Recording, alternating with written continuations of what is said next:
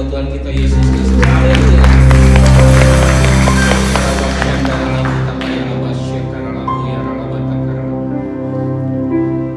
Kami bersyukur pagi hari ini ya Bapa. Kami percaya Engkau Allah kami yang begitu baik, sungguh baik, teramat baik buat setiap kami. Engkau Allah kami yang peduli atas setiap kehidupan daripada setiap kami. Engkau yang tidak pernah meninggalkan kami, walau keadaan apapun yang terjadi saat ini ya Bapa. Engkau tetap setia. Itulah Engkau ya Aba, itulah Engkau ya Aba. Engkau yang melihat hati daripada setiap anak-anak-Mu pagi hari ini. Biar Engkau yang mengurapi anak-anak-Mu pagi hari ini ya Aba ya Bapa, memasuki tahun 2022 yang baru berjalan 2 hari ini ya Bapa. Kami percaya Engkau tidak pernah meninggalkan mereka, bahkan tangan-Mu tetap memegang mereka. Terima kasih Bapa, terima kasih. Kami juga percaya Tuhan Kau hadir di tengah-tengah kami pada pagi hari ini. Kau yang mengurapi setiap kami, hamba-Mu ya Bapa, jemaat-Mu Tuhan, gembala di tempat ini, Pak Cek, beserta dengan Ibu, seluruh pengerja yang ada ya Bapa, seluruh jemaat Elohim diberkati oleh Tuhan. Terima kasih Bapa, terima kasih. Urapi hamba-Mu, biarlah Engkau yang berkata-kata, biar Engkau sendiri Tuhan menyampaikan isi hati-Mu pagi hari ini ya Pak, sehingga memasuki tahun 2022 ini anak-anak-Mu terus ada dalam lindungan-Mu. Terima kasih Bapa, dalam nama Yesus. Haleluya, amin. Kita berikan kemuliaan buat Tuhan kita Yesus Kristus. Haleluya. Mana nih kok lemes gitu ya? Memasuki tahun 2022 kita harus lebih semangat ya, walaupun kita lihat dunia tidak bertambah baik ya. Kalau kita lihat kemarin saya juga mendapatkan data bahwa di Sydney pertambahannya 22.000 sekian. Ini hal yang bagi kita sebagai manusia kayaknya tidak mungkin ya terjadi seperti itu. Pertambahannya begitu cepat, begitu luar biasa. Walaupun tingkat kematiannya kalau saya katakan jauh berbeda dengan waktu COVID Delta ya, pandemi COVID Delta yang terjadi pada waktu itu, di mana tingkat kematiannya begitu luar biasa. Tetapi di sini Tuhan mau mengingatkan buat kita semua ya, memasuki tahun 2022 kita jangan main-main lagi. Seperti gembala sidang saudara katakan, Pak Jack, sering saya dengar khotbahnya, sering dia berpesan berjaga-jaga. Hari-hari ini adalah hari-hari yang jahat ya, biar kita bisa menghitung hari-hari kita sedemikian rupa sehingga kita memperoleh hati yang bijaksana. Bagaimana memasuki tahun 2022 itu yang harus kita lalui ya, secara akal manusia, secara pikiran kita mungkin kita beranggapan, wah COVID sekarang ya, pandemi varian baru Omikron, kita akan hidup berdampingan. Benar ya, seperti kejadian flu Spanyol tahun 1819 ya, atau 1918 sampai 1920 di Spanyol. Itu memakan jiwa ya, banyak korban jiwa, itu sekitar 50 juta. Beda dengan sekarang belum sampai 50 juta. Tetapi efek dari kalau kita katakan sampar ya, sekarang ini sampar itu kita katakan COVID ya. Di Spanyol 50 juta jiwa terenggut ya. Tetapi itu hanya sebagian negara ya, Spanyol dan sekitarnya. Tetapi hari-hari ini sebelum Tuhan Yesus datang untuk kedua kalinya, dunia digoncangkan lebih lagi. Seluruh dunia tidak ada kata untuk tidak menerima keadaan seperti ini. Ini semua Tuhan juga izinkan terjadi. Oleh sebab itu, mari kita harus introspeksi kehidupan kita. Ya. Bagaimana kehidupan kita di tahun 2021? Saya banyak mengalami teman-teman sepelayanan tiba-tiba dikabarkan kena COVID meninggal, baru kena COVID 2 hari meninggal. Ada yang satu keluarga, suami istri, dipanggil Tuhan begitu cepat. Itu. Bagaimana dengan kita kalau melihat seperti itu? Walaupun keadaan sekarang ini, ya COVID Omicron begitu luar biasa, kita dikatakan nanti akan berdampingan dengan COVID, ya. Tapi kita mesti pakai hikmat, ya. Sebagai anak-anak Tuhan, kita diberikan akal, ya, diberikan pengertian. Hikmat itu yang paling penting. Seperti Raja Salomo, ditanya mau apa, dia nggak minta apa-apa, ya. Cuma dia minta hikmat dari Tuhan supaya dia bisa melangkah, ya, dengan benar di hadapan Tuhan. Oleh sebab itu, mari kita belajar memasuki tahun 2022. Sering kita katakan juga bahwa sering dikatakan hal-hal seperti ini terjadi karena sudah biasa, ya. Tetapi hari-hari ini ingat bahwa keadaan seperti ini bukan hal-hal yang biasa, tetapi hal-hal yang luar biasa, ya. Kalau kita tidak sungguh-sungguh dengan Tuhan, kita akan lihat bagaimana kita akan terlempar di tengah-tengah kepercayaan kita sebagai anak-anak Tuhan. Itu Tuhan ingatkan. Sebentar lagi, tidak lama lagi Tuhan akan datang. Kalau kita lihat pencurahan Roh Kudus yang dahsyat hari-hari ini terjadi, sungguh terjadi. Tuhan sedangkan mencurahkan rohnya begitu dahsyat. Supaya apa? Supaya amanat agung bisa diberitakan sampai ke ujung-ujung bumi. Dikatakan barulah akhir daripada kesudahan dunia ini. Mari pagi hari ini, seperti Ibu Gembala kemarin luar biasa menyampaikan firman Tuhan. Bagaimana kita membalas kebaikan Tuhan, ya? Bagaimana? Apakah kita sudah membalas kebaikan Tuhan selama kita, ya, menjadi anak-anak Tuhan? Bagaimana kita membalas kebaikan Tuhan selama kita sudah diberkati oleh Tuhan?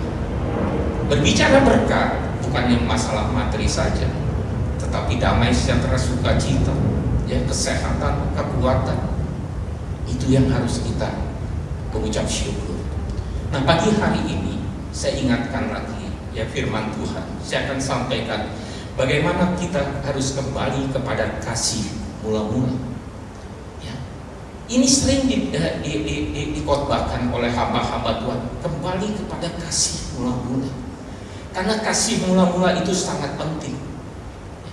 Kalau kita melihat, ya, di dalam Wahyu 2 ayat 1 sampai dengan 7, ya, untuk jemaat di Efesus, bagaimana Tuhan menegur jemaat di Efesus.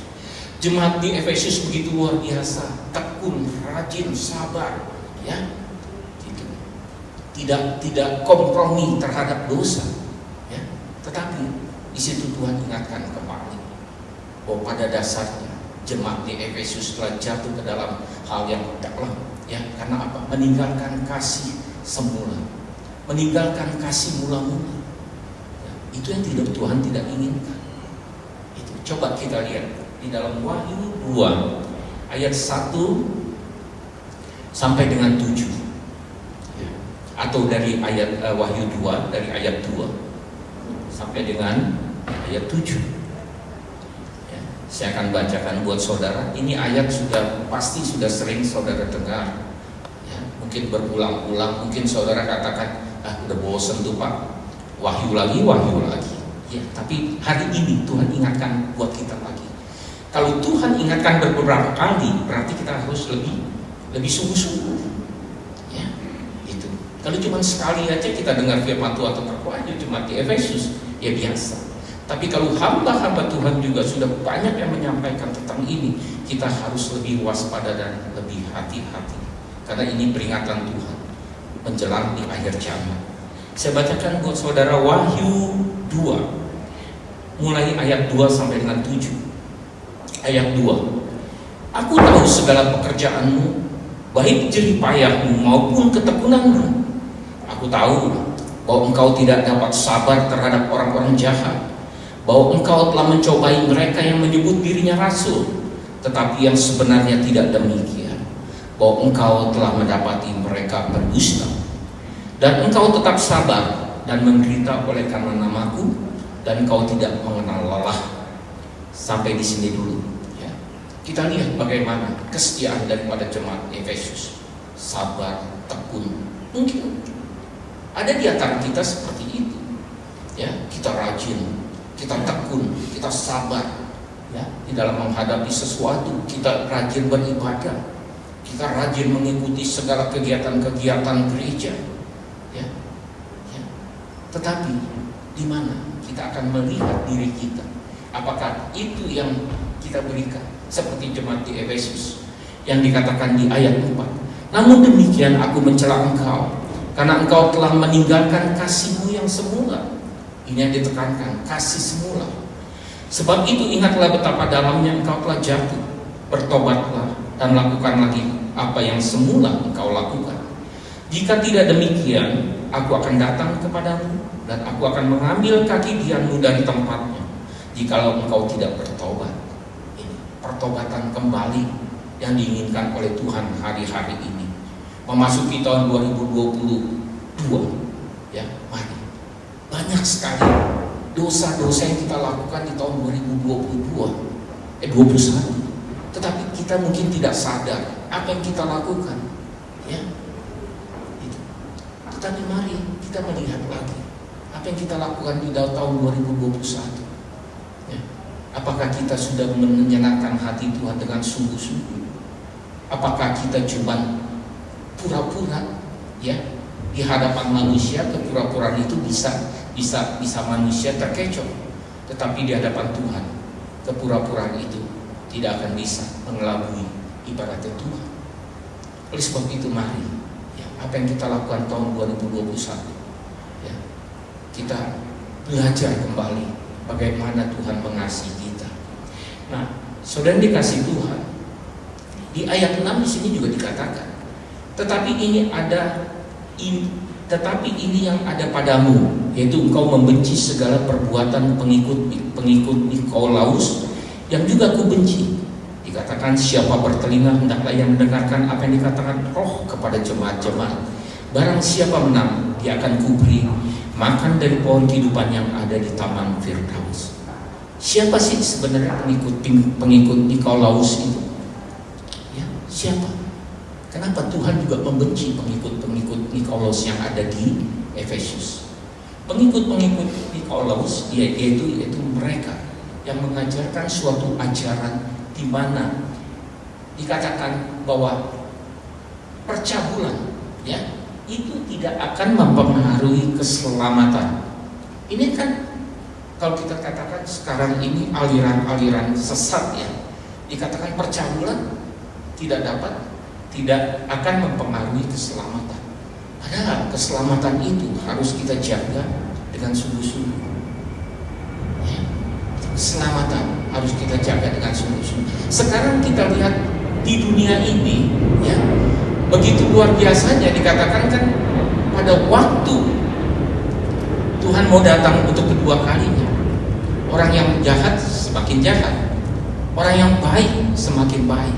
Biarlah kita yang hadir pada pagi hari ini termasuk orang-orang yang baik, sehingga kita juga melakukan lebih baik lagi untuk kehidupan kita, sehingga kita akan memperoleh janji yang kekal. Hidup di dunia ini tidak menjanjikan hal-hal yang saya katakan yang baik, yang kekal, tetapi hidup nanti bersama dengan Tuhan Yesus, itulah yang kita inginkan, itulah yang kita rindukan. Bukan keadaan di dunia ini. Di dunia ini kita hidup 70, 80.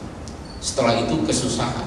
Kalau kita udah 90-100 tahun umur kita, pakai tongkat, pakai kursi roda, terbehek-behek, batuk-batuk, kan gitu, ya.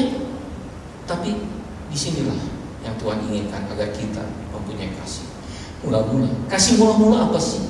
Bagaimana kita, ya, saudara dan saya, pada waktu kita menerima Yesus sebagai juru selamat di dalam kehidupan kita, ya, kita mengasihi Tuhan dengan segenap hati, dengan segenap jiwa, dengan segenap kekuatan kita.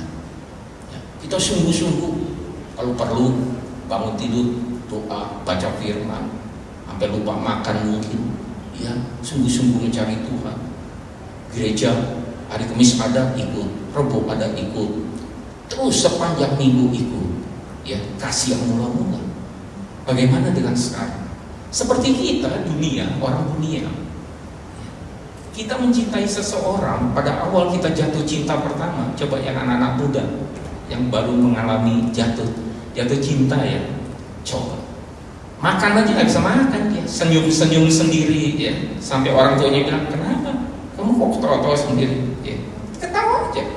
Ntar mau tidur juga gitu, kalau nggak telepon nggak bisa tidur katanya, banyak nyamuk ya, itu ya, nggak juga kan, itulah cinta yang mula-mula.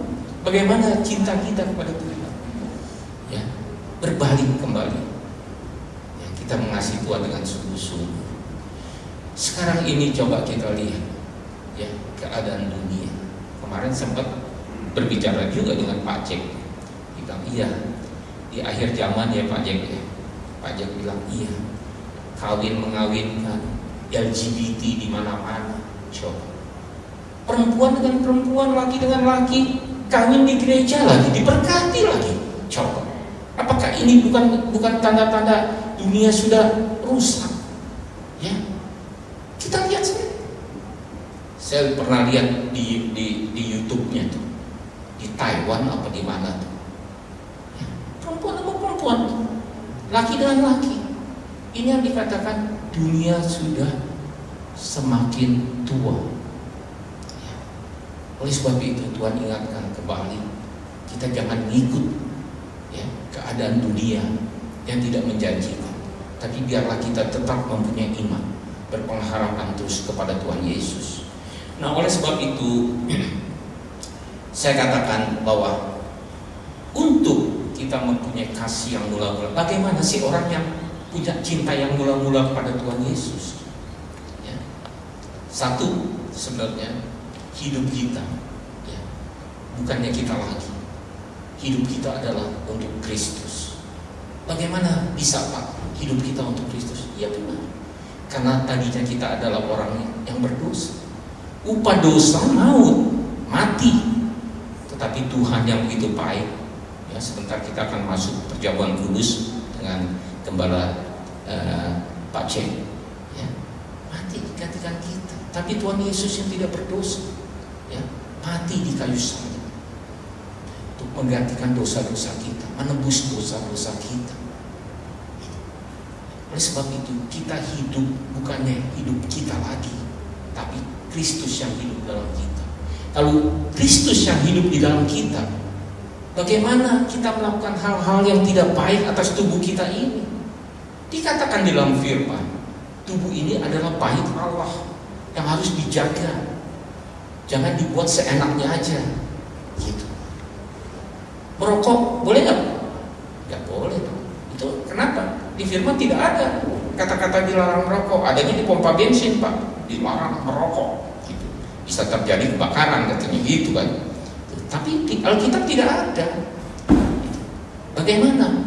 Tapi kita tahu, walaupun tidak ada, tapi ya kita tahu ini pahit.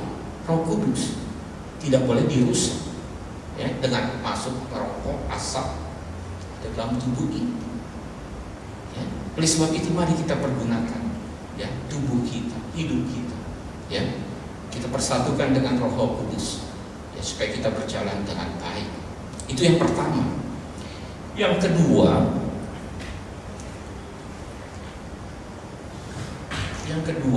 ya, kalau orang yang mempunyai kasih yang mula-mula, kita bisa lihat dari karakter mereka, ciri-ciri mereka ya.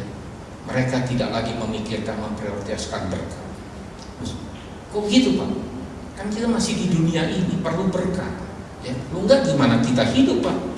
Untuk membaik keluarga, anak, istri dan sebagainya.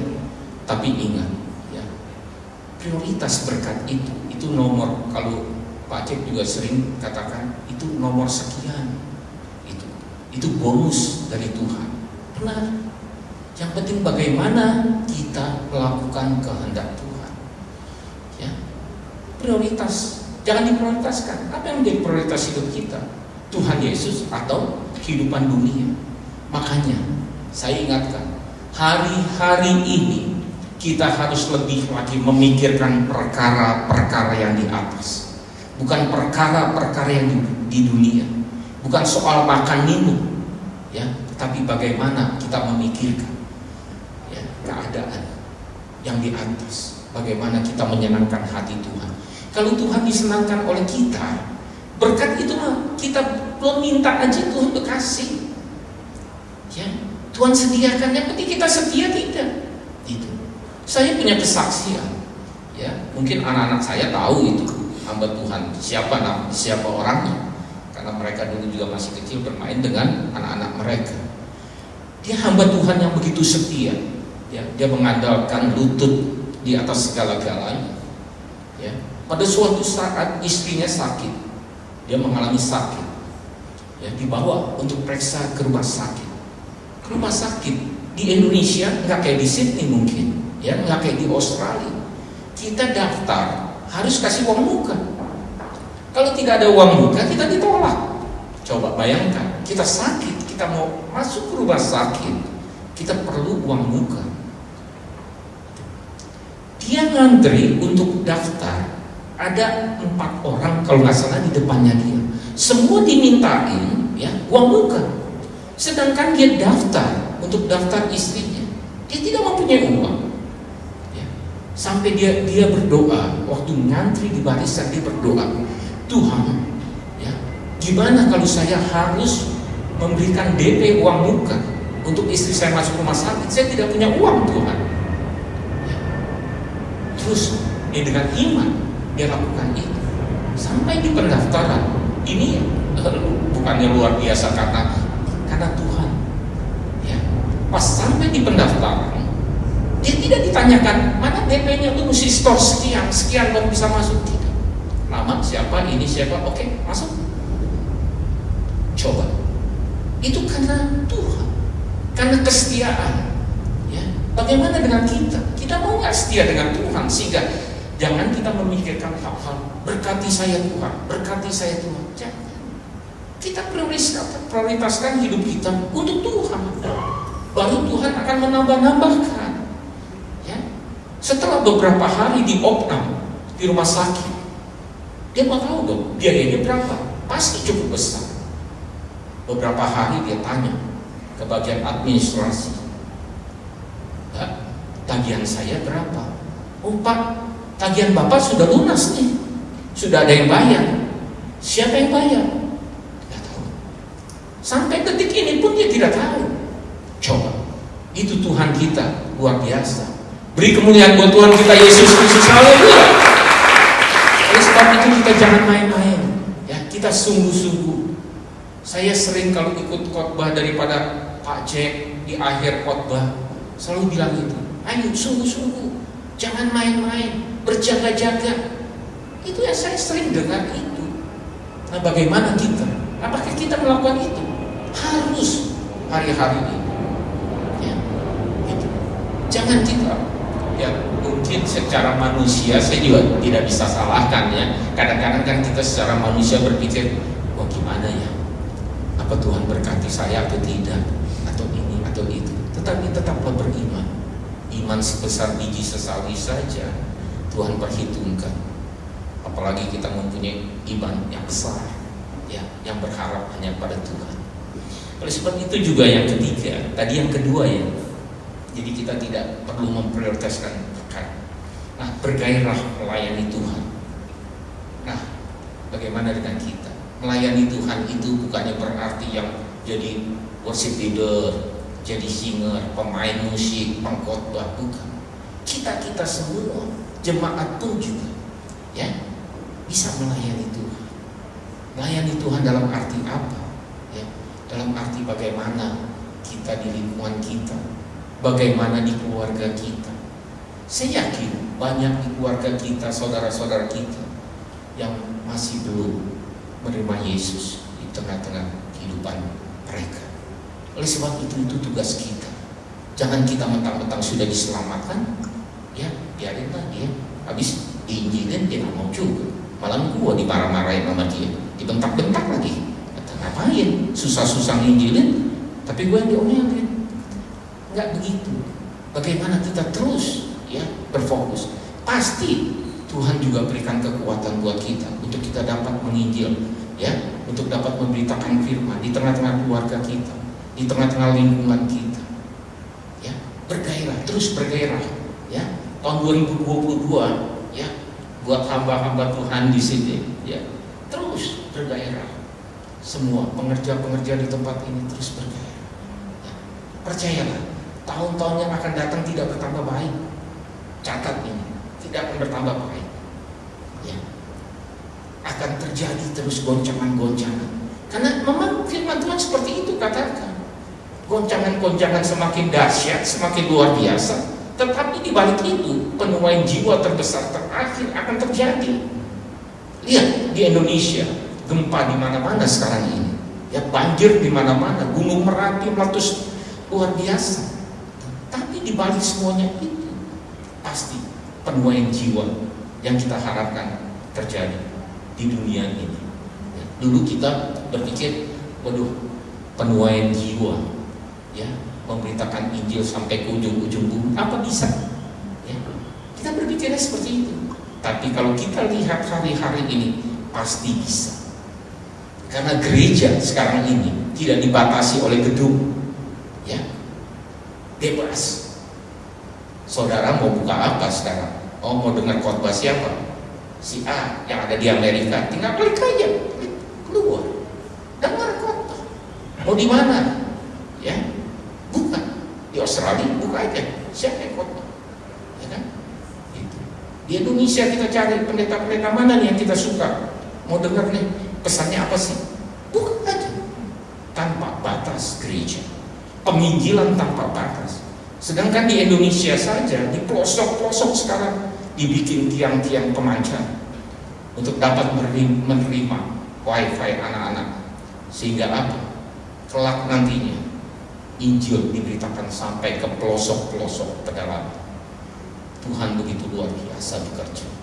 Dengan COVID-19 terjadi, ini dahsyat, luar biasa, perubahan. Pikiran kita, paradigma yang baru terjadi. Benar, pikiran-pikiran kita yang lama itu udah usang lah. Sekarang ini paradigma, ya, pandangan-pandangan yang baru akan kita alami. Yang keempat, ya,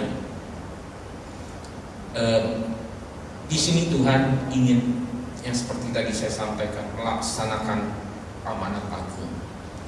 Tuhan inginkan buat kita semua melaksanakan amanat agung, ya, di dalam Matius 28 ayat 19.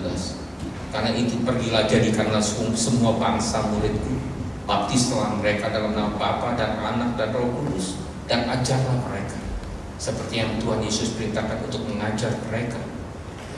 Yang luar biasanya, Tuhan Yesus akan menyertai kita pada waktu kita menginjil, memberitakan firman. Tuhan Yesus akan menyertai kita sampai kesudahan. Coba, Tuhan Yesus begitu baik. Kita pasti diberikan kemampuan untuk memberitakan Injil. Beritakan Injil. Jangan ragu, jangan takut, jangan malu. Karena inilah waktunya. Ya, dikatakan pergi jadikan semua bangsa muridku, semua bangsa. Ya, baptis mereka, ajar mereka. Murid loh, bukannya ini murid, suka belajar. Ya, kalau yang dibilang murid pasti suka belajar. Oleh sebab itu biar kita semua menjadi murid Tuhan. Kita belajar firman Tuhan. Saya juga mendengar sungguh luar biasa di tempat ini. Ya, pada ikut ya sekolah teologi itu sungguh luar biasa, belajar terus. Ya, tidak ada kata untuk tidak belajar.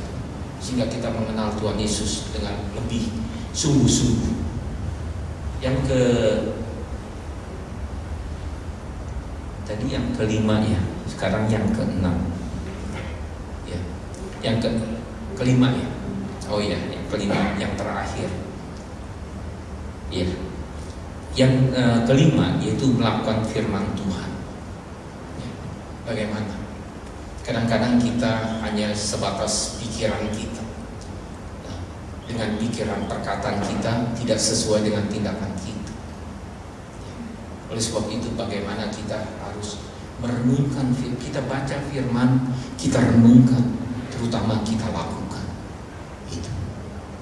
Kita baca, kita renungkan, dan kita lakukan firman Tuhan. Oleh sebab itu, mari Bapak, Ibu, semua saudara-saudara jemaat yang dikasihi di gereja Elohim, memasuki tahun 2022 ini, lakukan segala sesuatu yang menyenangkan hati Tuhan. Tidak ada kata lain. Hari-hari ini kita harus terus berjalan sesuai realnya Tuhan, tuntunan Tuhan. Jangan seperti gadis bodoh. Biarlah kita menjadi 5 gadis yang bijaksana, sehingga pada saat Tuhan Yesus datang, kita tidak tertinggal. Nah, oleh sebab itu, Bapak Ibu semua yang dikasihi Tuhan, kalau kita juga melakukan firman Tuhan, ya, itu sebenarnya Tuhan senang dengan apa yang kita lakukan. Ya. Perbuatan kita, dengan pikiran kita, dengan perkataan kita, kadang-kadang sering bertentangan. Seperti banyak terjadi kita sebagai anak-anak Tuhan, ya, banyak orang-orang percaya, ya, mereka melakukan firman Tuhan hanya sebatas apa yang Tuhan janjikan di dalam Alkitab itu yang baik-baik saja, tetapi dia tidak melihat bagaimana Tuhan perintahkan supaya kita hidup benar di hadapan Tuhan. Coba aja contoh Mazmur 91, itu janji Tuhan yang luar biasa. Mazmur 91, janji Tuhan dari ayat 1 sampai ayat 13. Itu semua janji Tuhan yang dahsyat, luar biasa itu. Coba aja. Ya. Tetapi janji Tuhan dari ayat 1 sampai 13 itu bisa terjadi kalau ayat 14, 15, 16 kita lakukan. Ya kan? Coba nanti, ya, di rumah iseng-iseng baca Mazmur 91. Oh iya, janji Tuhan apa? Saya percaya kalian sudah baca Mazmur 91. Ya, kalau saya sih ya bukannya ini. Saya baca Mazmur 91 itu saya amatin. Oh iya ya. Berarti saya harus melakukan untuk menerima janji Tuhan Mazmur 91. Ya, berkat Tuhan, perlindungan Tuhan, ya, mara bahaya tidak akan menimpa kita segalanya. Tapi kita harus melakukan ayat 14, 15, 16. Ya, itu yang harus kita lakukan. Makanya kita harus benar-benar sungguh-sungguh kita hayatilah, ya, kita renungkan firman itu supaya kita juga memasuki tahun 2020 ini kita akan memperoleh kemenangan demi kemenangan. Kami panggil para pemusik bersingle. Firman Tuhan akan saya sudahi sebentar. Kita akan berdoa. Ya. Kami percaya Tuhan, biarlah hidup kami boleh renungkan firman-Mu siang malam, terutama kami boleh melakukannya ya Bapa, karena itulah yang Kau kehendaki daripada setiap kehidupan kami. Kami tahu Tuhan, di tahun 2022 ini memasuki tahun-tahun berikutnya Tuhan, keadaan tidak akan bertambah baik. Tetapi Engkau berjanji, kalau kami setia, Kau tetap menuntun langkah jalan hidup kami. Roh Kudus yang penuhi setiap anak-anak-Mu pada pagi siang hari ini ya Bapa, biar kami tidak tersesat, biar kami terus memuliakan nama Tuhan sampai Kau datang untuk kedua kalinya menjemput kami di awan-awan yang permai ya Bapa.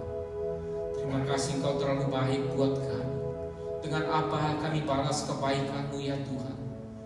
Hanya dengan ucapan syukur kami kepada Engkau, karena Engkaulah segala-galanya dalam hidup kami. Berkati Tuhan jemaat-Mu yang hadir pada pagi hari ini, siang hari ini. Berkati Tuhan jemaat-Mu yang sedang berlibur ya Bapa. Kami percaya berkat-Mu tetap sama buat setiap kami. Bahkan khusus pagi hari ini kami juga bawa Tuhan buat hamba-Mu yang setia, gembala di tempat ini, Pak Cek Tuhan, dengan Ibu, bahkan juga dengan seluruh pengerja di tempat ini. Berkati Pak Cek berlimpah-limpah. Kau terus berikan kekuatan kesehatan yang lebih lagi Tuhan. Umur panjang Kau berikan buat hamba, buat ibu Tuhan, buat anak, mantu, cucu, semua diberkati oleh Tuhan. Kami rindu Tuhan, kami rindu Kau terus pelihara keluarga ini ya Bapa, sampai kemuliaan-Mu Kau nyatakan atas kehidupan daripada keluarga hamba-Mu ini ya Bapa. Terima kasih Bapa, terima kasih. Berkati seluruh pengerja-Mu Tuhan yang mengambil bagian dari pagi hingga siang hari ini. Semua Tuhan juga berkati berlimpah-limpah. Pakai mereka lebih lagi sungguh-sungguh di tahun 2022 ini. Biar hanya nama Tuhan yang dipermuliakan melalui kehidupan dan pelayanan mereka ya Bapa. Begitu juga dengan jemaat-Mu yang hadir pada pagi hari ini. Kau memberkati berlimpah-limpah. Yang sakit Tuhan sembuhkan, yang berbeban berat Tuhan angkat beban itu, yang letih lesu Kau terus berikan kekuatan-kekuatan, penghiburan yang baru. Terima kasih Bapa, terima kasih. Terima kasih Yesus, terima kasih Roh Kudus. Hanya di dalam nama Yesus. Haleluya. Amin. Kita berikan kemuliaan buat Tuhan kita Yesus Kristus. Haleluya.